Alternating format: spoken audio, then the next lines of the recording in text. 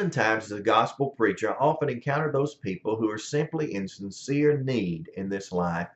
You know, those people who lack adequate food, clothing, or shelter that's necessary for survival on this earth. And what we typically try to do as Christians, I do as well as many others, is that we try to provide those people those necessary things so that their lives can be made the best that they can on this earth so they can even survive it. But you know, more times than not, when you and I express a need, at least verbally, we're not really talking about things that we need. We're talking about things that we simply want. For example, someone may say, I need a new car. When the car in their driveway is completely adequate and runs fine, can carry them from one place to another. Friends, that's not a need, that's simply a want. Someone else may express and say, well, I need a new home. When the home that they have completely shelters them and all that need to be therein, and they're protected from the elements, you may not need a new home.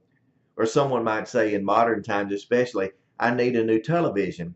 And what they mean by that is that their neighbor, their good friend down the street has a new television and his is larger than mine or has a more beautiful screen, more clearly seen, and I want one just like his.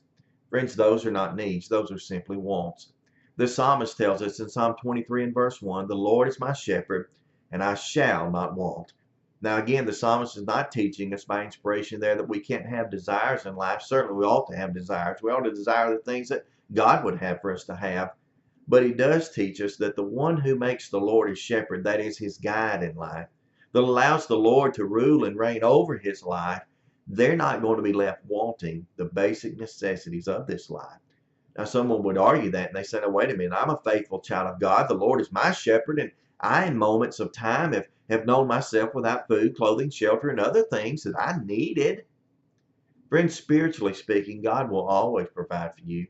Whether you receive the things materially, physically, or financially, God has always provided for his children the most basic need, which is the spiritual need.